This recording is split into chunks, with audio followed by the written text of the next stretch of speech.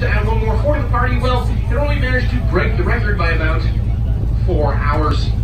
Nonetheless, that record has never been broken by a comparable ship, a clipper ship, like the Flying Cloud, and most likely it never will be, simply because, well, nobody builds clipper ships anymore. So in many aspects, Donald McKay does still hold on to that record.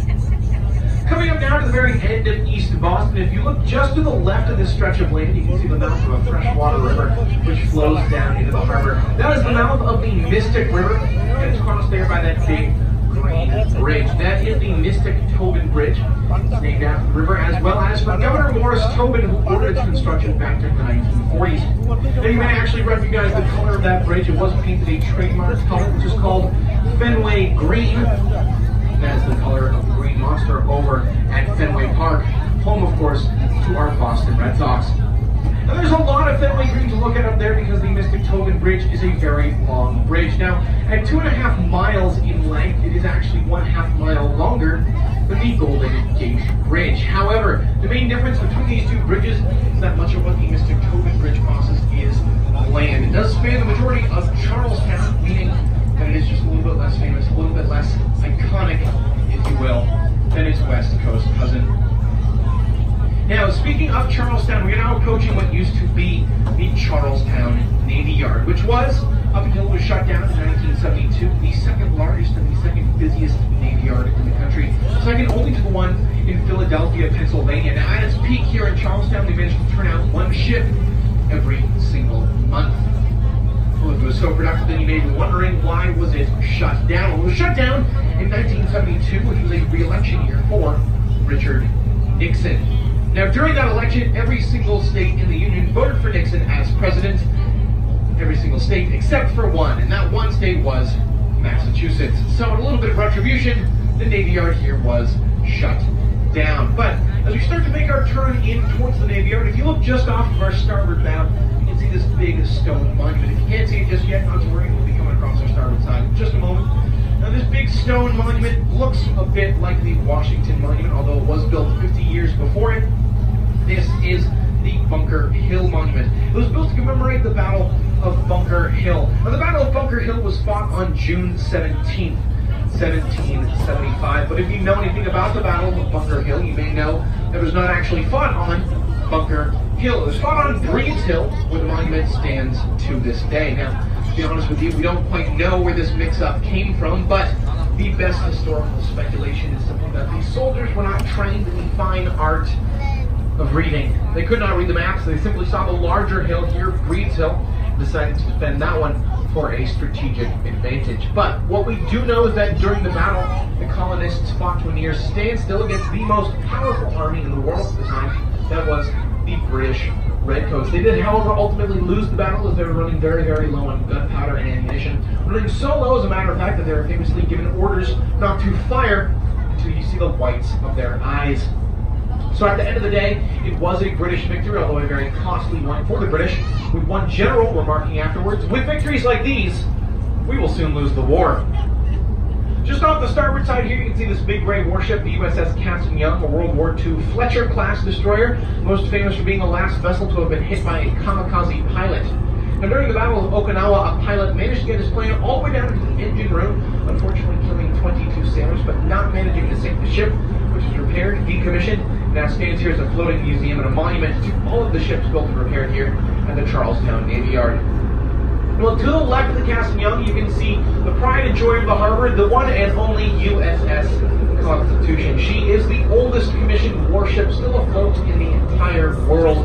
Built and launched right here in Boston Harbor on October 21st, 1797. Now, she never lost one of her 42 battles. Well, she first saw combat in 1803, fighting the Barbary pirates off the coast of Africa and the Mediterranean Sea. But it was during a battle on August 19th, 1812, off the coast of Nova Scotia when she earned her famous nickname. Now, on this day, she was fighting a ship called the HMS Guerriere. During the battle, the Guerriere's cannonballs were seen bouncing right off the side of the Constitution's hull, prompting one particularly excitable sailor to exclaim, "Huzzah! Her sides are made of iron." Now, her sides are not actually made of iron, they're made of 22-inch thick planks of Georgia live oak, but this is where she gets her nickname, Old Ironsides. Now, in just a moment here, we're going to start turning away from the Constitution.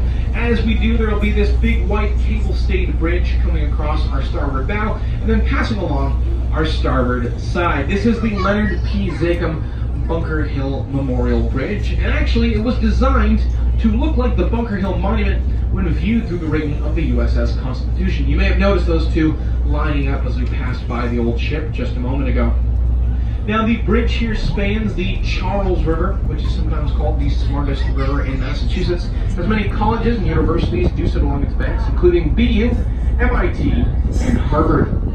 Now, just to the left of the bridge there, you can see TD Garden, home to our beloved Boston Bruins and Boston Celtics. If you were to go right through TD Garden at this angle and keep on going for another 2 miles or so, you would eventually run into the famous Fenway Park, built in 1912, again home to the Boston Red Sox. Well, as we complete our turn away from the bridge and get ready to head back down towards Long Wharf once again, off the starboard side, we've now turned so that you're all facing the historic North End. Now, the North End is Boston's Italian neighborhood, as well as being the oldest residential neighborhood in the entire country.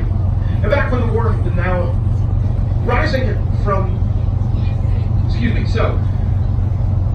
oldest residential neighborhood in the entire country, rising from above the roofs of the North End, you can see that tall white steeple. That is the steeple of the Old North Church. Now, that is the oldest church still standing in all of Boston, built back in 1724, but it's famous because on the night of April 18th, 1775, the sexton of that church, Robert Newman, hung 2 lanterns in that steeple, one if by land and 2 if by sea, and that was in order to signal the Midnight Riders. And the British had left occupied Boston by sea and were heading towards Lexington and Concord to capture guns, ammunition, and revolution leaders. So the very next morning, April 19th, 1775, would be the Battle of Lexington and Concord. That was the very first battle of the Revolutionary War. And there are many misconceptions surrounding the night of those midnight rides. For instance, many people have heard of the famous midnight ride of Paul Revere, believe that Paul Revere was the only midnight rider out there. He was actually one of several, but the 2 most famous were himself and another man named William Dawes. Also, many people believe that they would have been riding throughout the countryside, shouting out, "The British are coming! The British are coming!" But it's important to remember that at the time we had not yet won our independence, meaning that we also considered ourselves British citizens. So at this point in history, running around in the middle of the night shouting out, "The British are coming," would have been a rather confusing thing to do. And more likely, they would have been crying out something along the lines of "The redcoats or the red capes are coming," or "The regulars are coming." Now, we ourselves are not coming down alongside the Constitution Wharf. This is where the USS Constitution was originally built and launched back in 1797. Today, however, the wharf is home to the Boston Harbor Branch of the United States Coast Guard. You can see many of the Coast Guard vessels here getting tied to that dock, all color-coded according to the colors of their hulls. So the black-hulled vessels there are buoy tenders, which do maintenance work on the red and green navigation buoys in and around the harbor and up and down the coast of New England. Now, the white-hulled vessels here are called cutters.